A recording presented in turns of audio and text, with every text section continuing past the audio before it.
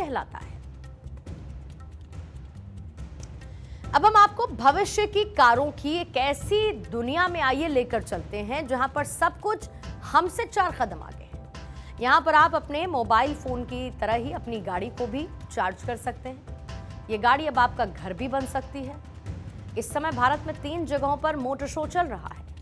पहला दिल्ली का प्रगति मैदान भारत मंडपम, दूसरा दिल्ली के द्वारका और तीसरा ग्रेटर नोएडा में। और इस मोटर शो को नाम दिया गया है भारत मोबिलिटी ग्लोबल एक्सपो।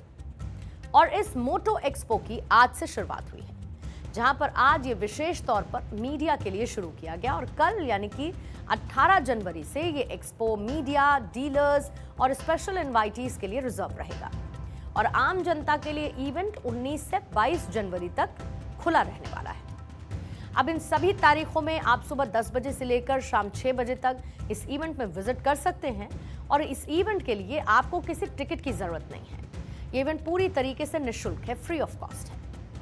प्रधानमंत्री नरेंद्र मोदी ने आज इस इवेंट का इनॉग्रेशन किया और एक्सपो में संबोधित करते हुए रतन टाटा और ओसामू सुजुकी को भी याद किया। उन्होंने कहा कि भारत की ऑटो इंडस्ट्री फैंटास्टिक भी है और फ्यूचर रेडी भी है। इसके साथ ही हम प्रधानमंत्री के पूरे भाषण से 3 ऐसी बातें निकाल कर लाए हैं जिससे भारत के व्हीकल भविष्य को आप बहुत अच्छे से समझ पाएंगे। जिसमें पहली बात क्या है? पहली बात यह है कि भारत की ऑटो इंडस्ट्री पिछले साल में लगभग 12% की दर से आगे बढ़ी है। इतनी कई देशों की आबादी नहीं है जितनी भारत में हर साल गाड़ियां बिक रही हैं। दूसरी बड़ी बात, भारत आज दुनिया की 5वीं सबसे बड़ी अर्थव्यवस्था है।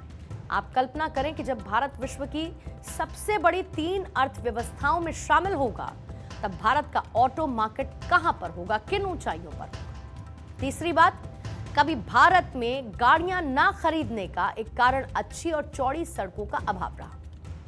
आज भारत में मल्टी लेन हाईवेज है, एक्सप्रेसवे का जाल बिछा हुआ है। ये 3 प्रमुख बातें प्रधानमंत्री नरेंद्र मोदी के भाषण में शामिल रही। भारत के ऑटो सेक्टर के इतने बड़े आयोजन में मैं आज रतन टाटा जी और ओसामू सुजुकी जी को भी याद करूंगा। भारत के ऑटो सेक्टर की ग्रोथ में मिडिल क्लास के सपने को पूरा करने में इन दोनों महानुभावों का बहुत बड़ा योगदान रहा है। यहाँ कुछ एग्जीबिशंस में विजिट करने, उन्हें देखने का अवसर भी मुझे मिला। भारत की ऑटोमोटिव इंडस्ट्री फैंटास्टिक भी है और फ्यूचर रेडी भी है। मैं आप सभी को अपनी बहुत बहुत शुभकामनाएं देता हूं। इस मोटो एक्सपो में पहली बार 34 ऑटोमोबाइल कंपनीज शामिल हो रही हैं। साल 1986 में आयोजित ऑटो एक्सपो के पहले एडिशन के बाद से ये संख्या अब तक की सबसे ज्यादा है और ये भारत मोबिलिटी का दूसरा और ऑटो एक्सपो मोटर शो का 17th एडिशन है। इस एडिशन में Maruti Suzuki, Hyundai, Mercedes, BMW, BYD समेत कई बड़े बड़े ब्रांड्स अपने नए मॉडल को शोकेस करेंगे। और इस मोटो एक्सपो की खास बात यह है कि यहां पर मारुति सुजुकी अपनी पहली ईवी कार यानी कि ई विटारा लॉन्च करने जा रही है। इसके साथ ही हुंडई क्रेटा ईवी और टाटा हैरियर ईवी जैसी गाड़ियों को भी लॉन्च कर रहा है।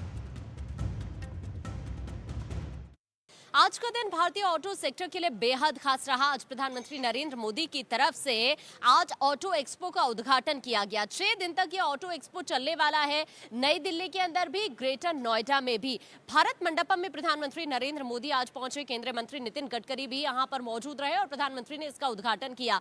सबसे खास बात ये कि 19 जनवरी से 22 जनवरी के बीच आम जनता यहां पर पहुंच पाएगी। और साथ साथ मैं आपको बताऊं कि इस 6 दिन के इवेंट में आपको एक से बढ़कर एक कार के कॉन्सेप्ट देखने को भी मिलने वाले हैं। इस इवेंट में देश विदेश की ऑटो कंपनीज हैं जो शामिल हो रही हैं और ये इवेंट सिर्फ ऑटो सेक्टर के लिए ही खास नहीं है। इसमें auto components, construction equipments, cycle और फ्यूचर मोबिलिटी टेक्नोलॉजी का भी हुनर देखने को मिल रहा है। सबसे खास बात कि ई विटारा की भी यहाँ पर लॉन्चिंग की गई है सुजुकी की तरफ से। तो इस तरह से कुल मिलाकर 100 से ज्यादा नई गाड़ियां हैं जिनका जलवा यहां ऑटो एक्सपो में देखने के लिए इन 6 दिनों के दौरान मिलने वाला है। कैमरामैन शिवली के साथ मैं आकांक्षा राजपूत, भारत 24।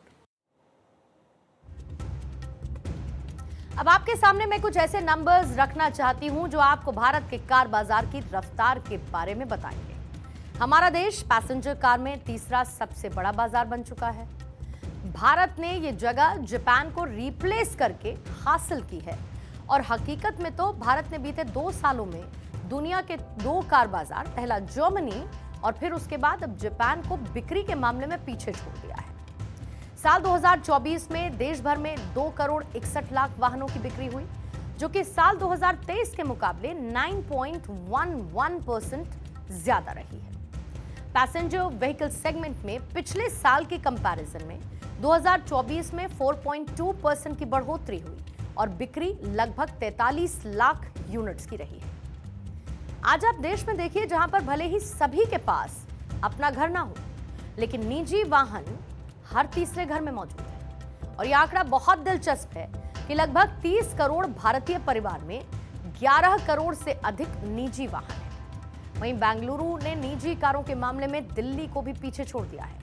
टॉमटॉम की एक रिपोर्ट के मुताबिक 31 मार्च 2023 तक बेंगलुरु में कुल मिलाकर 23 लाख से ज्यादा निजी कारें थी और इसके कंपैरिजन में दिल्ली में, राष्ट्रीय राजधानी में, उस दिन तक 20 लाख से ज्यादा निजी कारें रही। वैसे तो जुलाई 2023 तक के नंबर्स के मुताबिक सड़क परिवहन मंत्रालय के ई वाहन पोर्टल पर कुल मिलाकर 34 करोड़ से अधिक वाहन रजिस्टर्ड थे, लेकिन इनमें से निजी कारों की संख्या लगभग 4 करोड़ की। अब जरा इस स्टोरी को एक दूसरे एंगल से भी देखते हैं, यानी कि भले ही भारत में वाहनों की संख्या बहुत दिखाई दे, लेकिन अगर जनसंख्या से इसकी तुलना करें तो भारत कई देशों से पीछे भी है। कार स्वामित्व के मामले में अमेरिका टॉप पर है और यहां के 88% परिवारों के पास कम से कम एक कार जरूर है। वहीं जर्मनी 85% के साथ दूसरे नंबर पर है। यही नहीं, अमेरिका में प्रति घर यानी कि हर एक घर में 1.97 व्हीकल है। पर दुनिया का 5वां सबसे छोटा देश सैन मैरिनो कार के मामले में सबसे आगे है। यहां पर हर एक परिवार के पास 3.26 कार है ऑन एन एवरेज। फ्रांस में 83% लोगों के पास 83% लोगों के पास निजी गाड़ियां हैं, तो जापान में 81% लोग ऐसे हैं जो कि प्राइवेट व्हीकल को ओन करते हैं। ब्रिटेन में ये परसेंटेज 74% का है। और अगर हम भारत की बात करें तो देश के केवल 8% लोगों के पास ही अपनी गाड़ी है, प्राइवेट व्हीकल है। वहीं चीन में केवल 17% लोग ऐसे हैं जो कि अपनी प्राइवेट कार को ओन करते हैं, निजी व्हीकल उनके पास है। अब आप ये भी सोचिए कि भारत का कार बाजार जब दुनिया के कार बाजारों को टक्कर दे रहा है, ये तब है जब भारत के सिर्फ 8% लोगों के पास ही अपनी गाड़ी है। यानी कि इस बाजार ने सिर्फ किनारे का पानी पिया है, समंदर अभी बाकी है। और इसी समंदर की बात आज प्रधानमंत्री नरेंद्र मोदी कर रहे थे, जिसका विश्लेषण हमने आपके लिए किया है।